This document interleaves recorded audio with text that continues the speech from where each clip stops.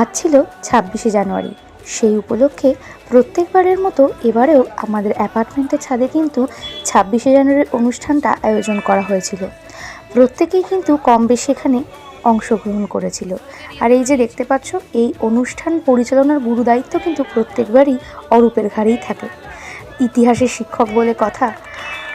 এই অনুষ্ঠানের মূল আকর্ষণ তো পতাকা উত্তোলন। সেটার পর কিন্তু একে একে ফ্ল্যাটের ছোট সদস্যরা গান আবৃত্তি এগুলো করেছিল এবং সবশেষে অরূপের ২৬শে জানুয়ারির এই মাহাত্ম্য, এই দিনটার যে মাহাত্ম্যটা কতটা গুরুত্বপূর্ণ আমাদের কাছে, সেই বিষয়ে ওর বক্তব্যটা কিন্তু অসাধারণ ছিল। পুরো বক্তব্যটা এখানে আমি দিতে পারিনি, যদিও অনুষ্ঠান শেষ হয়েছে জাতীয় সঙ্গীতের মধ্যে দিয়ে এবং সবশেষে কিন্তু একটু জলখাবারেরও ব্যবস্থা করা হয়েছিল। প্রত্যেকবারও করা হয় যেমন, এবার ছিল পরোটা, আলুর দম এবং একটা করে জিলিপি।